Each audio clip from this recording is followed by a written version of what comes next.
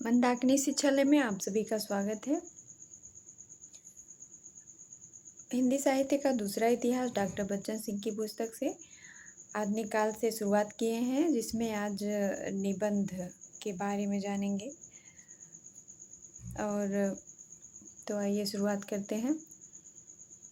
भारतेंदु हरिश्चंद्र, जिनका जीवन काल 1850 से 1850 ईस्वी तक रहा। भारतेंदु हरिश्चंद्र आधुनिक हिंदी गद्य के जनक माने जाते हैं। उन्होंने हिंदी गद्य को अनेक रूपों निबंध, नाटक, इतिहास, आत्मकथा, उपन्यास, इतिहास, यात्रा वर्णन आदि में ढाला।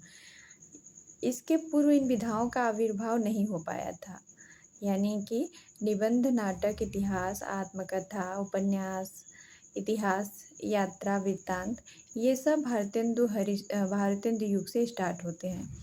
इसके पूर्व इन विधाओं का आविर्भाव तो नहीं हो पाया था। इस समय तक गद्य इस योग्य हो चुका था कि वह जनता की चित्रवृत्तियों अर्थात मनोदशा को नए रूप रंगों में रचनात्मक स्तर पर रूपांतरित कर सके। नाटक को छोड़कर अन्य सभी विधाएं नई थी। हिंदी निबंधों को ठेठ हिंदी का ठाठ कहा जा सकता है। उपन्यास कहानी बंगला से प्रभावित थे। ये पूछा भी जाता है कि उपन्यास और कहानी कहाँ से प्रभावित थे। तो उपन्यास कहानी जो है पहले अंग्रेजी से, फिर बांग्ला में, और फिर बांग्ला से हिंदी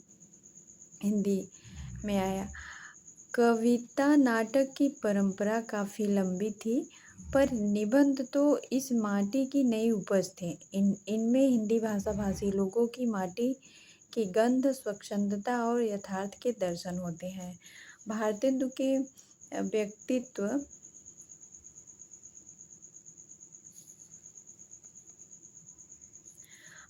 के व्यक्तित्व में फक्कड़पन और मस्ती भरी हुई थी। वे इतिहास प्रसिद्ध अमीचंद के वंशज और काशी के सुप्रसिद्ध रईस गोपाल चंद्र के पुत्र थे। वे जो घर जा रहे आप ना चले हमारे साथ के अनुयायी थे।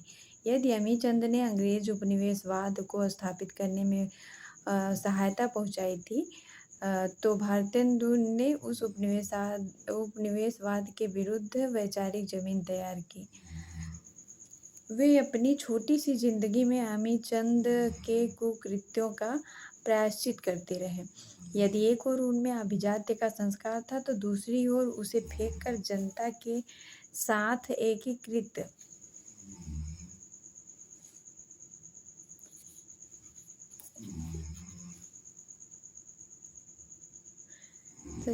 के साथ एकीकृत होने की क्षमता भी थी। अंतर्विरोध उनमें है। एक तरह से वे अंतर्विरोध के पुंज हैं। वे विशिष्ट भी थे, सामान्य भी, राजभक्त भी थे और देशभक्त भी, सनातनी वैष्णव भी, आडंबर विरोधी भी, कर्मकांड समर्थक भी, ईश्वरवादी और निरीश्वरवादी भी, परंपरावादी भी थे, आधुनिक भी। कविता में खड़ी बोली के समर्थक थे और गद्य में खड़ी बोली के प्रयोग के हिंदूवादी भी थे। कविता में खड़ी बोली के समर्थक थे और गद्य में खड़ी बोली के प्रयोग के हिंदूवादी भी थे, और हिंदू मुस्लिम एकता के समर्थक भी थे। गृहस्थ भी थे, अगृहस्थ भी। इस प्रकार के अंतर्विरोध उनके अपने युग के थे। अंतर्विरोधों का होना स्वाभाविक था, उनका न होना ही विस्मयकारी होता। अगर ना होते तो वाकई विस्मयकारी होता। उन्होंने कई प्रकार के निबंध लिखे। ऐतिहासिक, पुरावृत्तात्मक, धार्मिक, आख्यानक, साहित्यिक, भाषापरक, यात्रात्मक, जीवनी, विचारात्मक आदि। इनको समग्रतः देखने पर उनके अंतर्विरोध और उपनिवेशवाद विरोधी विचारधारा को देखा जा सकता है। साहित्यिक निबंधों को छोड़कर शेष निबंधों को विवरणात्मक कहा जाएगा। किसी भी समाज के लिए वे धर्म को आवश्यक मानते हैं और तदीय समाज में उसके आडंबर का विरोध करते हैं। धर्म वो है जो स्वयं को जानना सिखाए। धर्म वो है जो बाह्य आडंबर से लड़ना सिखाए। धर्म वो है जो खुद के प्रति ऊंचा सोचने का मार्ग दिखाए। धर्म वो है जो सब में आपको प्रकृति भगवान नज़र आए, परमात्मा जिसको कहते हैं। स्वयं को जानना है, जानेंगे और स्वयं को ही सुधारेंगे और परमात्मा से जोड़ेंगे, यही धर्म है। और बाकी ये सब बाह्य आडंबर, ये सब तो कर्मकांड, ये सब तो धर्म के असली अर्थ हैं ही नहीं। किंतु धार्मिक निबंधों में बाह्य आडंबर का समर्थन भी करते हैं, जैसे कार्तिक कर्म विधि, माघ स्नान विधि आदि। बलिया के व्याख्यान में वे विधवा विवाह को धर्म सम्मत मानते हैं, बाल विवाह का विरोध करते हैं, लड़कियों की शिक्षा का समर्थन करते हैं। पर अथ अंग्रेज स्त्रोत लिख्यते और पांचवा पैगंबर में उन्हीं का विरोध करते प्रतीत होते हैं। अथ अंग्रेज स्तोत्र लिख्यते और पांचवा पैगंबर में किसका विरोध करते हैं? अंग्रेजों का ही। पर इस अंतर विरोध में धर्म के प्रति जो उनकी मूल अवधारणा थी वह प्रगतिशील थी। वे धर्म के ठेकेदार स्मृतिकारों का डटकर विरोध करते हैं। भारत दुर्दशा का मुख्य दायित्व धर्म पर ही है।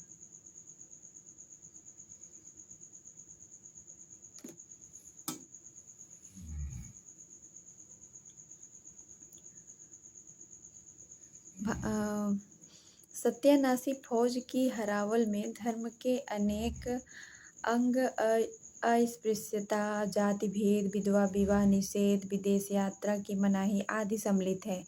मुसलमानी राज्य की सफलता और अंग्रेजी साम्राज्यवाद की स्थापना में भी धर्म की घृणास्पद भूमिका रही है। भारतवर्ष का प्रकृत धर्म वैष्णवता है। वैष्णवता और भारतवर्ष में इसकी उदारता परिवर्तन मानता पर प्रकाश डालते हुए उन्होंने बताया है कि कालांतर में लोगों के खान पान आदि में ऐक्य हो गया था, किंतु ब्राह्मणों की संकीर्णता के कारण उनमें पुनः भेदभाव आ गया। वे मुसलमानी साम्राज्य के वैसे ही विरोधी थे जैसे अंग्रेजी साम्राज्यवाद के।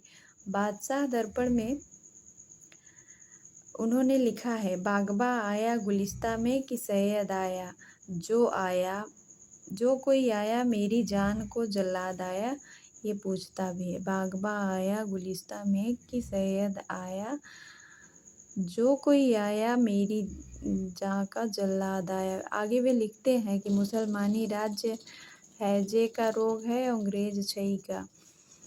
वे मुसलमानी राज्य की अपेक्षा अंग्रेजी, ये भी पूछा जाता है। मुसलमानी राज्य मतलब उनकी लिखी हुई पंक्ति है कि मुसलमानी राज्य हैजे का रोग है और अंग्रेजी छई का, ये उनका कथन है। वे मुसलमानी राज्य की अपेक्षा अंग्रेजी राज्य को उदार समझते हैं, पर चूँकि मुसलमान यहाँ बस गए थे इसलिए यहाँ का धन यहीं रह गया था। अंग्रेज यहाँ का धन विदेश ले गए, देश को दरिद्र कर गए। वे अकबर के गुणों के प्रशंसक थे। मुसलमानी साम्राज्य का विरोध करने के कारण डॉक्टर बच्चन सिंह कहते हैं कि अंग्रेज यहाँ का धन विदेश ले गए, देश को दरिद्र कर गए। वे अकबर के गुणों की प्रशंसक थे। मुसलमानी साम्राज्य का विरोध करने के कारण जो लोग उनमें इस्लाम विरोध सूंघ लेते हैं, उन्हें अपनी नाक की दवा करानी चाहिए। मुसलमानों ने मंदिर अवश्य तोड़े, पर मंदिरों के लिए अनुदान भी दिए। मोहम्मद, बीबी फातिमा, अली, इमाम हसन और इमाम हुसैन को पंच परमात्मा कहते हैं। हिंदी में कुरान शरीफ लिखकर वे इस्लाम के प्रति सम्मान प्रदर्शित करते हैं। बलिया के व्याख्यान में उन्होंने मुसलमानों को सलाह दी है, उनमें जाति नहीं, खाने पीने में चौका चूल्हा नहीं, विलायत में जाने में रोक टोक नहीं, फिर भी फिर भी बड़े सोच की बात है, मुसलमानों ने अभी तक अपनी दशा नहीं सुधारी। अभी तक बहुतों को यही ज्ञान है कि दिल्ली लखनऊ की बादशाहत कायम है। पुरानी बातें दूर करो, अब आलस हठधर्मी सब छोड़ो। चलो हिंदुओं के साथ तुम भी दौड़ो, एक एक दो होंगे। ये बलिया के व्याख्यान में भारतेंदु हरिश्चंद्र ने मुसलमानों के लिए कहा था।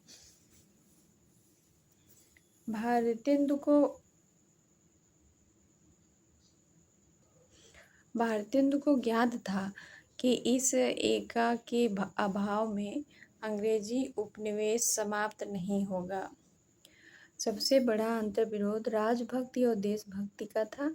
यह अंतर्विरोध भारतेंदु का नहीं, पूरे भारतीय नवजागरण का है, जो राजा राम मोहन राय से आरंभ होकर कांग्रेस आंदोलन में भी चलता रहा।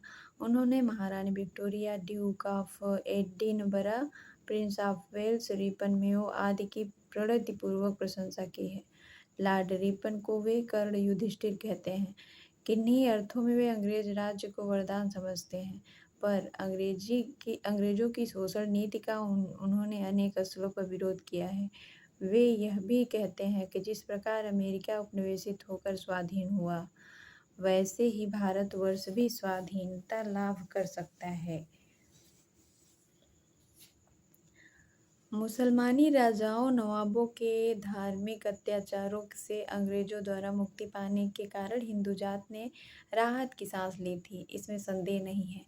इसकी प्रतिध्वनि तत्कालीन नवजागरण में सर्वत्र सुनाई पड़ती है। अंग्रेजों ने ज्ञान विज्ञान के नए क्षितिजों का उद्घाटन किया। उनकी धर्मनिरपेक्षता की नीति से भी भारतेंदु प्रभावित थे। अंग्रेज आत्यंतिक रूप से शोषक होने के बावजूद लिबरल थे, अर्थात उदार थे। आत्यंतिक का वो होता है अत्यंत, अत्यंत में एक प्रत्यय लगाने पर दीर्घ आत्यंतिक शब्द में एक प्रत्यय लगने पर अत्यंत से दीर्घ हो गया है। लिबरल शब्द उस समय प्रचलित हो चुका था। लिबरल का अर्थ होता है उदार। स्वर्ग में विचार सभा, ये उनका निबंध है। कंजर्वेटिव और लिबरल का प्रयोग करते हैं। कंजर्वेटिव दल में इंद्र देवता, बंगाल के जमींदार याज्ञवल्क ऋषि, स्मृतिकार आदि सम्मिलित थे।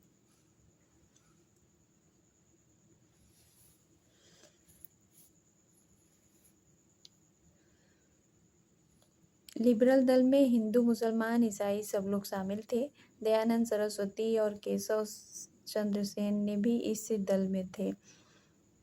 इन दोनों में केशव अधिक लिबरल थे। भारतेंदु की सहानुभूति केशव के साथ थी। वे सभी धर्मों और संस्कृतियों के मेलजोल से राष्ट्रीय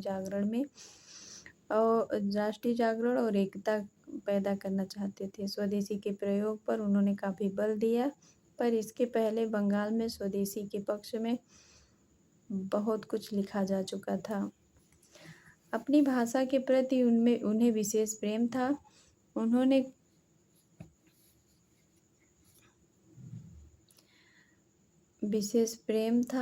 कहा भी है, निज भाषा उन्नत यह सब उन्नति को मूल। ये पूछा भी जाता है और ये किस निबंध में है, तो भारतवर्ष की उन्नति कैसे हो सकती है, पर उनका कहना है। और परदेशी वस्तु और परदेशी भाषा का भरोसा मत करो। परदेशी वस्तु और परदेशी भाषा का भरोसा मत करो, ये भारतेंदु जी का कथन भी है, तो ये इम्पोर्टेंट भी है। निज भाषा उन्नति है, सब उन्नति को मूल। ये भारतवर्ष उन्नत कैसे हो सकती है, इस निबंध में। अगले हैं बालकृष्ण भट्ट, जिनका जीवन काल इन्होंने बताया है 1845 से 1915। उनका जन्म प्रयाग में हुआ था। बालकृष्ण भट्ट का जन्म प्रयाग में हुआ था। वहीं पर वे कायस्थ पाठशाला कॉलेज में संस्कृत के अध्यापक थे। उन्हें अंग्रेजी का भी अच्छा ज्ञान था। भट्ट जी और प्रताप नारायण मिश्र भारतीय मंडल के सबसे अधिक चमकदार नक्षत्र थे। अ, संस्कृत शिक्षा के कारण उनके व्यक्तित्व में एक प्रकार का परिष्कार और परिपक्वता आ गई थी, जबकि प्रताप नारायण मिश्र के व्यक्तित्व में सरलता और मनमौजीपन और गवई का रंग था। इसमें आश्चर्य नहीं होना चाहिए कि संस्कृत पढ़कर भी वे रूढ़ियों के परम शत्रु थे। हिंदी साहित्य में संस्कृत के विद्वानों की लंबी परंपरा है, जो अंग्रेजी दा लेखकों की अपेक्षा और अधिक अच्छे साहित्यकार और रूढ़िभंजक थे। इस युग के प्रत्येक लेखक के अपने पत्र थे। भट्ट जी ने 1872 ईस्वी में हिंदी प्रदीप का संपादन किया। कब किया? 1872 में। किस नाम से? हिंदी प्रदीप नाम से। प्रत्येक प्रकार की कठिनाई झेलते हुए भी वे 33 वर्षों तक निकलते रहे। पत्र के मुख पृष्ठ पर छपा रहता था, क्या छपा रहता था? शुभ सरस देश स्नेह पूरित प्रकट है आनंद भरे, प्रकट है आनंद भरे। देश का जैसा उत्साह इस पत्र ने दिखलाया था, वैसा अन्यत्र नहीं देखा गया। उन्हें राजभक्ति और देशभक्ति की खिचड़ी बेहद नापसंद थी। उस काल में वे इस तरह के अकेले व्यक्ति थे। उन्होंने ठीक ही लिखा था, हमारा कथन है कि राजभक्ति और प्रजा का हित दोनों का साथ कैसे निभ सकता है, जैसे हंसना और गाल फुलाना, बहुरी चबाना और शहनाई का बजाना एक संग नहीं हो सकता। ऐसे ही यह असंभव और दुर्घट्य है। ये कहते हैं बालकृष्ण भट्ट। अंग्रेजों को वे कुटिलता की खान कहते हैं। वे राजनीति में तिलक के अनुयायी थे। सरकारी पिट्ठू होने के कारण राजा शिव प्रसाद और सैयद अहमद खां को उन्होंने आड़े हाथों लिया है। महावीर प्रसाद द्विवेदी को भट्ट जी की पक्षधरता और कट्टरता पसंद न थी। उनके निबंधों में किसको नहीं पसंद थी? महावीर प्रसाद द्विवेदी को बालकृष्ण भट्ट जी की पक्षधरता और कट्टरता पसंद नहीं थी। उनके निबंधों में विषय वस्तु और शैली दोनों का वैविध्य मिलता है। एक ओर व्यंग विनोदपूर्ण निबंध लिखते थे, तो दूसरी ओर विचार प्रधान मनोवैज्ञानिक निबंध। उनके भय, दृढ़ता, प्रेम और भक्ति आदि निबंधों का विकास शुक्ल जी के मनोवैज्ञानिक निबंधों में देखा जा सकता है। गद्य काव्य के आदि आचार्य वे ही हैं। गद्य काव्य के आदि आचार्य वे ही हैं। उनके चंद्रोदय निबंध से ही गद्य काव्य का समारंभ होता है। गद्य काव्य का समारंभ होता है। तो कौन सी उनकी रचना है जिसका नाम है चंद्रोदय? इससे ही गद्य काव्य का आरंभ होता है। उनके व्यंग मिश्र जी के व्यंग की अपेक्षा अधिक मारक होते हैं। उर्दू के चलते शब्दों के प्रयोग में उन्हें कोई आपत्ति नहीं है।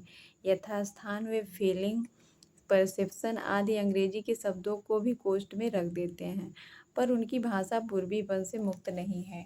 मुहावरों का यथास्थान प्रयोग उनकी भाषा को अत्यंत सजीव और प्रसन्न बना देता है। तीसरे भारतेंदु मंडल के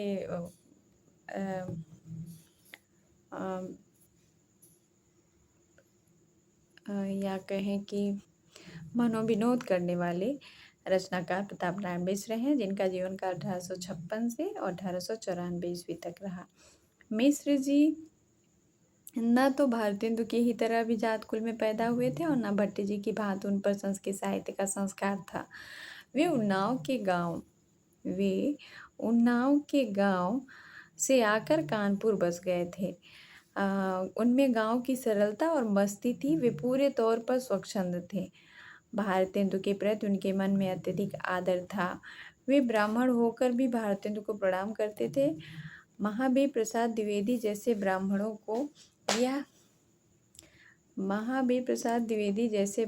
को यह नागवार लगता था। उन्होंने अपने विचारों के प्रकाशनार्थ ब्राह्मण पत्र निकाला। ब्राह्मण पत्र किसने निकाला है? प्रताप नारायण मिश्र ने। उनके निबंधों का स्वर भारतेंदु के स्वर में मिला हुआ था, पर व्यंग की पैनी धार उनकी अपनी थी। एक उदाहरण द्रष्टव्य है। उचित वक्ता भाई पूछते हैं क्या प्रयागराज में अंग्रेजी राज्य नहीं है? क्यों? क्या वह चुंगी नहीं है? क्या वह उर्दू नहीं है? क्या वह दरिद्र नहीं है? क्या वह शराब नहीं है? क्या वह गोरे रंग का अयोग्य पक्षपात नहीं है? कान्य कुब्ज से कहो रेड रोना बंद करें, जल्दी समाज का ढंचर बदल डालिए, जल्दी कीजिए, नहीं निश्चय कुशल नहीं है। ये कथन था प्रताप नारायण मिश्र जी का। तो चौथे रचनाकार हैं भाई उपाध्याय पंडित बद्री नारायण चौधरी प्रेमगंज, जिनका जीवन काल 1855 से 1894 ईस्वी तक रहा। प्रेमगंज मिर्ज़ापुर के रईस थे। वे भारतेंदु के विचारों के समर्थक थे। उन्होंने आनंद कादम्बनी और नागरी नीरद, ये दोनों पत्र पूछे भी जाते हैं, इम्पोर्टेंट है, 2 पत्र निकाले जिनमें अंग्रेजी नीति का भंडाफोड़ और कर से पीड़ित किसानों के क्लेश का वर्णन मिलेगा। पर उनकी भाषा शैली में रईसी का अलंकार और रीति तत्व की प्रचुरता है। अनुप्रास तो पदे पदे मिलता है। शुक्ल जी के अनुसार वे पेचीले और मंजूमन बांधने के प्रेमी थे। अन्य लेखकों में हरिश्चंद्र उपाध्याय, विनायक शास्त्री, बेताल राधाचरण गोस्वामी, मोहनलाल विष्णुलाल पंड्या, भीमसेन शर्मा आदि उल्लेख हैं। भारतेंदु मंडल के निबंधकारों ने निबंध की जो नींव डाली, उसी पर महावीर प्रसाद द्विवेदी, रामचंद्र शुक्ल, बाल मुकुंद गुप्त, चंद्रधर्मा शर्मा गुलेरी, हजारी प्रसाद द्विवेदी के निबंधों की इमारत खड़ी हुई। भारतेंदु युग में नाटक विधा की परंपरा कैसे शुरुआत हुई, इसके बारे में अब जानेंगे डॉक्टर बच्चन सिंह के माध्यम से। भारतीय साहित्य में श्रेष्ठ संस्कृत नाटकों की लंबी परंपरा है, किंतु 10वीं शताब्दी तक आते आते वह क्षयोन्मुख हो चुकी थी। ब्रजभाषा में लिखे गए प्राणचंद चौहान का रामायण नाटक, बनारसी दास का समयसार, रघुराज नागर का सभासार, लच्छी राम का करुणाभरण उसी क्षयोन्मुखी परंपरा के छंदोबद्ध नाटक हैं, और ये सभी नाटक पूछे जाते हैं परीक्षाओं में, तो इस दृष्टिकोण से इम्पोर्टेंट भी हैं। काव्य और नाट्य की दृष्टि से उनका कोई महत्व नहीं है। कुछ लोग रीवा नरेश विश्वनाथ सिंह संवत 1846 से 1911 के रचना आनंद रघुनंदन को हिंदी का पहला नाटक मानते हैं। तो डॉक्टर बच्चन सिंह ने भी इसी नाटक को पहला नाटक, नहीं शकुंतला नहीं है इनका, आनंद, हाँ, विश्वनाथ सिंह की रचना आनंद रघुनंदन को प्रथम नाटक मानते हैं। भारतेंदु के पिता गोपाल चंद का नहुस नाटक ब्रजभाषा मिश्रित है, यानी नहुस नाटक ब्रजभाषा मिश्रित है, 1841 ईस्वी में लिखा गया। गोपाल चंद गिरधरदास जी का है और उसकी भाषा शैली जो है ब्रजभाषा मिश्रित है। खड़ी बोली में जो हिंदी नाटक लिखा गया वह राजा लक्ष्मण सिंह का शकुंतला 1863 है। वह कालिदास के शकुंतला का अनुवाद है। खड़ी बोली का दूसरा भारतेंदु लिखित नाटक विद्या सुंदर 1868 बांग्ला से अनुदित है। इसी वर्ष शीतला प्रसाद त्रिपाठी का जानकी मंगल नाटक लिखा गया। उसी वर्ष बनारस में उसका अभिनय भी हुआ। इसके एक अभिनेता स्वयं भारतेंदु हरिश्चंद्र थे। इनमें हिंदी का पहला नाटक किसे माना जाए, गोपाल के चंद के नहुस को, या लक्ष्मण सिंह के शकुंतला को, या भारतेंदु के विद्या सुंदर को, या शीतला प्रसाद त्रिपाठी के जानकी मंगल को? भारतेंदु हरिश्चंद्र ने नहुस को हिंदी का पहला नाटक माना।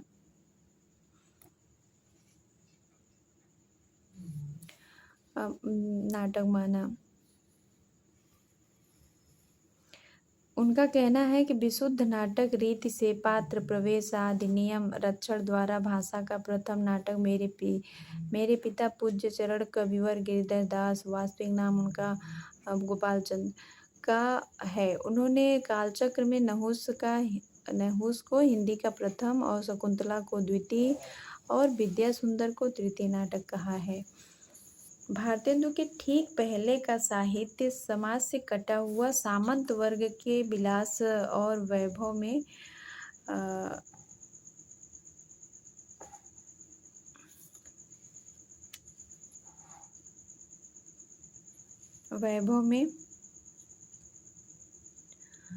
गुड़ अनुवाद कर रहा था। वैभव का गुण अनुवाद कर रहा था। भारतेंदु ने इसे नवजागरण की बृहत्तर सामाजिक समस्याओं के साथ जोड़ा। शुक्ल जी ने लिखा है कि विलक्षण बात यह है कि इम्पोर्टेंट है ये भी। विलक्षण बात यह है कि आधुनिक गद्य साहित्य की परंपरा का प्रवर्तन नाटकों से हुआ, लेकिन विलक्षण बात तब होती जब यह प्रवर्तन नाटकों से न होता। भरत मुनि ने नाटक की सृष्टि के मूल में लोक का दुख माना है। लोक जागरण का यह सशक्त माध्यम